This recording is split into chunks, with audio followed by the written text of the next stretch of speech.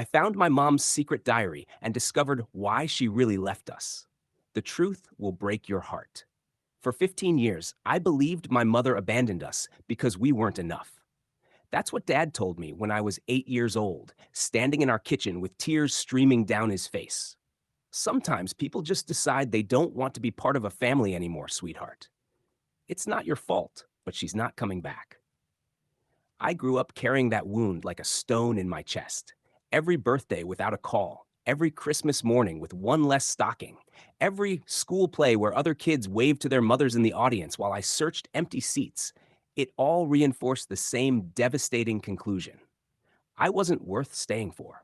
Now, at 23, I was cleaning out my grandmother's attic after her funeral when I found a small wooden box hidden behind decades of forgotten Christmas decorations. Inside, wrapped in faded tissue paper, was a leather-bound journal with my mother's name embossed on the cover. Catherine Marie Thompson, 2008. 2008, the year she left. My hands shook as I opened to the first entry, dated just 3 days before she disappeared from our lives forever. I don't know how much longer I can pretend everything is normal. The diagnosis came back today, and Dr. Martinez was gentle but clear. Early onset Alzheimer's, aggressive progression. At 34, I have maybe 2 to 3 years before I won't recognize my own children's faces. I keep staring at Amy, memorizing the way she concentrates when she colors, how she bites her tongue slightly when she's focused. And little Jake, he's only 6, but he has my father's eyes and my stubborn chin. How do I tell them their mother is disappearing, piece by piece, while her body remains? Tom doesn't know yet. How do I destroy his world? How do I tell the man who loves me that I'm going to become a stranger to him, that I'll need care he's not equipped to give while he's raising 2 young children alone? The journal slipped from my numb fingers. Alzheimer's? At 34? I had never heard anything about this. Dad had always said she left because she couldn't handle family life, that she was selfish and wanted her freedom. I picked up the journal with trembling hands and continued reading. Day 12 since diagnosis. I researched everything today. The progression will be rapid. Within a year, I'll struggle with basic tasks. Within 2, I might not remember Amy and Jake are my children. The thought of them seeing me like that, scared and confused, maybe even aggressive, I can't do that to them. I found a letter today that Amy wrote for Mother's Day at school. My mom is the best because she always knows how to fix everything, and she gives the best hugs, and she smells like vanilla cookies. How do I let her watch me become someone who can't fix anything, who might push away her hugs, who won't remember baking those vanilla cookies together? Tom would try to keep me home. He'd sacrifice everything, his career, his mental health, the children's stability, to care for me. I've seen what this disease does to families. The kids would spend their teenage years managing a mother who doesn't know them, watching their father crumble under the weight of grief and responsibility. There has to be another way. The entries continued, each one more heartbreaking than the last. Mom had researched specialized care facilities, spent sleepless nights planning, and made lists of ways to ensure we'd be financially stable without her medical bills draining the family savings. Day 28. I met with Margaret Thorne today, the social worker at Evergreen Memory Care. It's 3 states away, far enough that the temptation to visit and confuse everyone will be removed. They specialize in early onset cases and have an excellent program. The cost is substantial, but I have my inheritance from Papa, the life insurance policy I can cash in, and if I sell my jewelry and the car. Margaret says many young parents make this choice. She calls it protective separation. You leave while you're still yourself, while your children's last memories of you are whole and loving, rather than letting them watch you fade away. I think about my own grandmother, how the end stages of her dementia traumatized me. She once screamed at me, calling me a stranger trying to steal from her. I was 12, and it took years to reconcile that frightened, angry woman with the grandmother who had taught me to bake bread and told me bedtime stories. I won't do that to Amy and Jake. Day 35. I've made the arrangements. Tom thinks I'm visiting my sister in Portland this weekend. Instead, I'll be checking into Evergreen. I've written letters, one for Tom to find immediately, explaining that I need space and time to figure out my life. It's not true, but it will hurt less than the real reason. The other letters are for Amy and Jake to be given to them when they turn 18. Maybe by then they'll understand. I've also written to Margaret's sister, who's a lawyer. She'll contact Tom in 5 years with divorce papers and explanations about irreconcilable differences. By then, he'll have had time to heal and maybe find someone who can give the children the mother they deserve. The papers will reference a sealed medical condition to explain the abandonment, but won't provide details unless Tom specifically requests them. I know he'll be angry. I know he'll feel betrayed. But I also know that if I told him the truth, he'd never let me go, and all of us would suffer for it. Day 38, last entry. Tomorrow, I leave my babies forever. I've been walking through the house touching everything. Jake's toy trucks lined up on his windowsill, Amy's art projects stuck to the refrigerator, the coffee mug Tom bought me that says, "World's Best Mom." I am not the world's best mom. The world's best mom would be brave enough to stay and fight this disease, surrounded by love. But I am a mother who loves her children enough to spare them the trauma of watching me disappear gradually, who loves her husband enough to free him to find happiness again, who believes that a clean break, however devastating, is more merciful than a slow, agonizing goodbye. I'm leaving video messages with Margaret. If the kids ever want to know their mother, they can see me as I am now, whole, loving, coherent, proud of them beyond measure. In these videos, I tell them about their births, their first words, every milestone I was blessed to witness. I tell them about their father's goodness, about how much they are loved, about dreams I have for their futures. To whoever finds this journal, please know that Katherine Thompson didn't abandon her family because she stopped loving them. She left because she loved them too much to let them watch her disappear. Every day for the rest of her life, however long that might be, she will miss them with every fragment of herself that remains.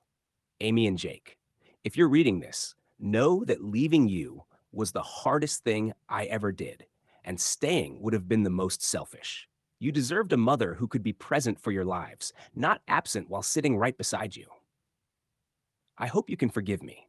I hope you understand. I hope you know that every day I had with you was the greatest gift of my life.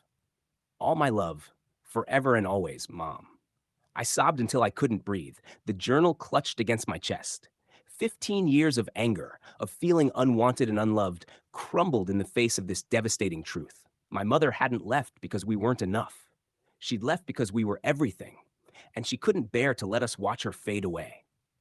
I drove straight to Dad's house, the journal burning like a live coal on the passenger seat. I found him in his workshop, still handsome at 49, still wearing his wedding ring after all these years. "Dad, we need to talk." When I showed him the journal, he aged 10 years in 10 minutes. His hands shook as he read entry after entry, his face cycling through confusion, realization, and devastating grief.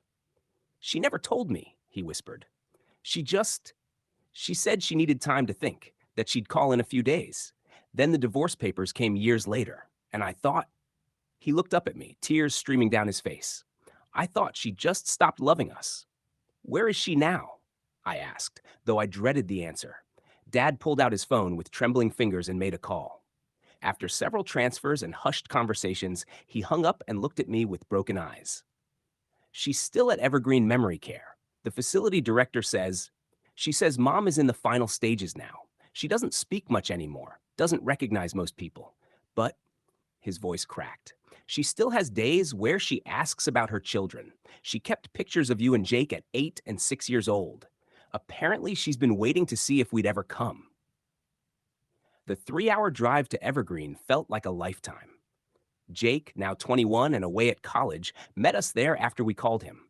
He'd driven through the night, as stunned and heartbroken as we were.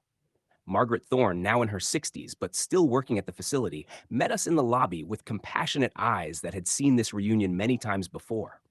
"She has good days and difficult days," Margaret explained gently. "Today is somewhere in between. She probably won't recognize you as you are now, but she might recognize your voices. She's been listening to those video messages she recorded 15 years ago. Sometimes she thinks you're still small." We found Mom in the garden, sitting in a wheelchair, staring at flowers with the peaceful confusion of advanced Alzheimer's. She was thin, her beautiful brown hair now silver white, but her eyes were still the same warm hazel I remembered from childhood. Mom?